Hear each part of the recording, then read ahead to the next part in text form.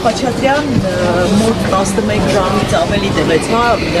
ինչ մանրամասներ կներկայացրեք, կարծում եմ առերեսում է եղել, հետո հարձակումություն։ Տեսեք, երկու առերեսում է տեղի ունեցել, նախորդ առերեսման կարելի ասել շարունակությունը լրացուցիչ առերեսում եւ Իրանի Իսլամական Հանրապետության երկու եղբայրների հետ առերեսումներ է տեղի ունեցել, որևէ կերպ չզարմացրեցին մեզ վարույթ իրականացնող մարմնի ներկայացուցիչները, նախորդ առերեսման ապօրինությունները շարունակում են այսօր, ավելի նոր ուժով, ավելի նոր, հա, այսպես ինտուզիազմով, որովհետև ըստ էության կրկին անգամ մենք ականատես եղանք, թե ինչպես է սահմանափակում պարոն Ծառուկյանի արդյունավետ պաշտպանության իրավունքը, մի քիչ ավելի տենց զավեշտալի բան ասեմ, մենք միջանցքում նկատեցինք, որ եղբայրները ճամպրուկներով էին եկել ու կարծում եմ, որ պետքա մեկնեին Հայաստանի Հանրապետությունից ու դրանով պայմանավորված վարույթ իրականացնող մարմինը երևակայի, հա, ես կարող եմ այդտեղ ողջամիտ եզրանք մնգամ, որ ջանք չէին խնայում հապշտապ ավարտել այդ առերեսումները, չգիտեմ, դուք կարող եք ստուգել Զվարթնոց օդանավակայանի այդ չվերթների ցուցակի եւ կարծում եմ այնտեղ հաստատ կտեսնենք մի հատ չվերթ, որ այս sense մոտավոր այս ժամերին էր, հետեւաբար բոլոր հնարավոր ու անհնար մեթոդներով կրկին անգամ սահմանափակեցին մեր հարցեր տալու իրավունքը, իրենց համար ակնհայտ է, որ ցանկացած պահի մեր տակտիկայով, մեր հավաքած հարցերը, եթե մենք տանք վարույթ իրականացնող մարմինը չի կարող ոչ մի բան անել ու օբյեկտիվ իրականությունը բացահայտվելու է։ Այստեղ ասեմ ավելին, ակնհայտ է, որ մարդիկ նախորդ առերեսումից հետո որոշակի երկու եղբայր սինխրոնիզացրել էին իրենց ցուցմունքները, բայց այնուամենայնիվ նաև այդ պարագայում այնտեղ խնդիրներ կա, ուղղակի ես հիմա մանրամասները նյութի, հա, բովանդակության չեմ կարող ասել, բայց դա էլ համոզված եմ, որ նրանց չէր կարող փրկել, հա, այդ սխալները վեր հանելուց, իրենց ցուցմունքների մեջ առկա հակասությունները վեր հանելուց, հետևաբար այդ գիտակցումով խայտարակ կերպով ուրեմն սահմանափակվեցին մեր հարցեր տալու իրավունքը, բայց համոզված եմ ամեն ինչ դեռ առջևում, հա, հիմա ասեմ ավելին, դրանից հետո շարունակվեց մեկ այլ գործողություն ու պարոն Ծառուկյանին նկատմամբ պարզվեց, որ մի հատ էլ նոր հանրային քրեական հետապնդում կա հարուցված, քրեական օրենսգրքի 290-րդ հոդվածով, այսինքն հարկերից խուսափելու ես արդեն ավելի զավեշտալի դեպք է, որովհետև կարծում եմ բոլորին արդեն հայտնի է, որ պարոն Ծառուկյանը դեռ 2003 թվականից, եթե չեմ սխալվում, երբ որ ընտրվել ազգային ժողովի պատգամավոր, իր բոլոր, հա, բիզնեսները հանձնել է կառավարման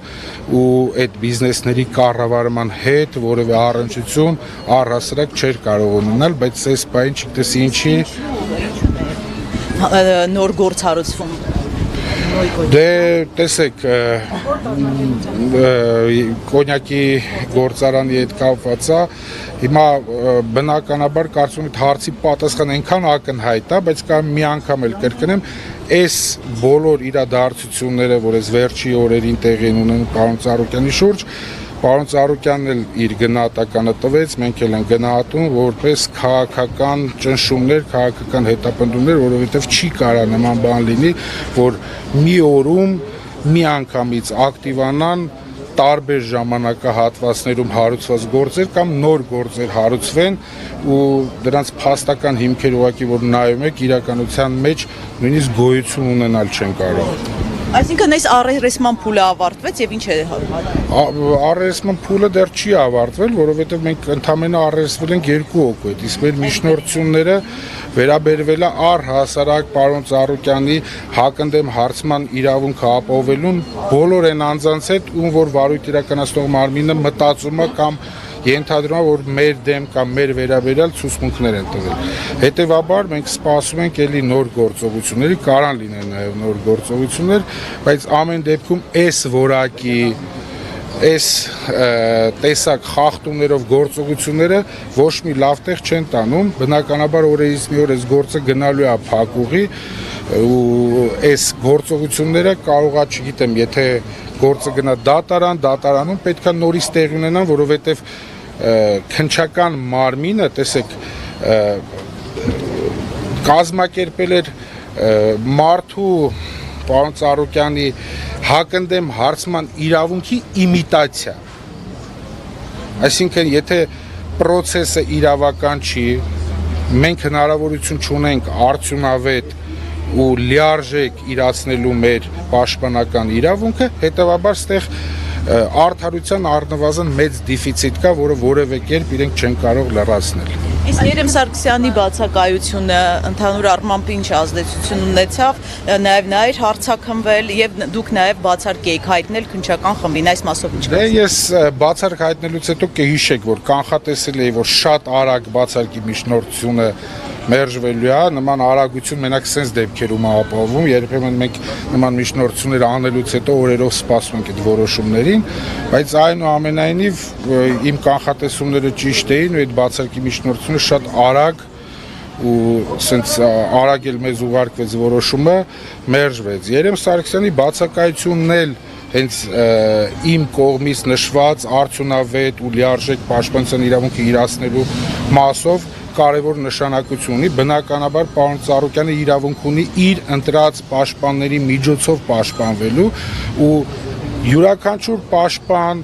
գործի քննության ընթացքում գործի ծավալից ելնելով կոնկրետ գործառույթ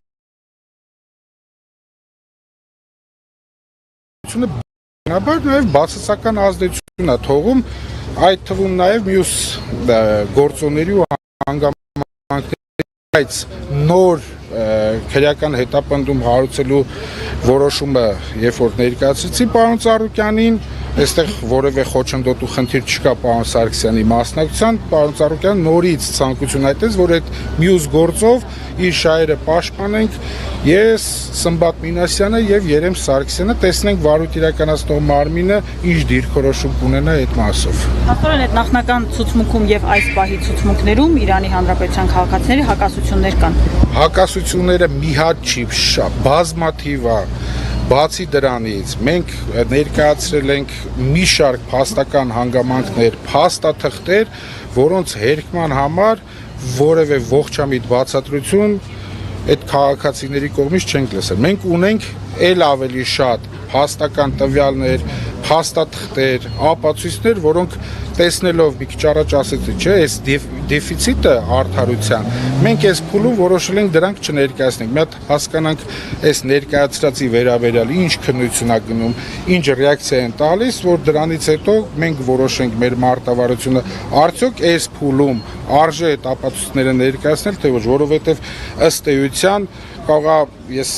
էլի առիթ ունեցել եմ ասելու, բայց այստեղ արդարություն փնտրելը ուղղակի միամտություն է։ Այս ինչին որ մենք ականատես ենք լինում,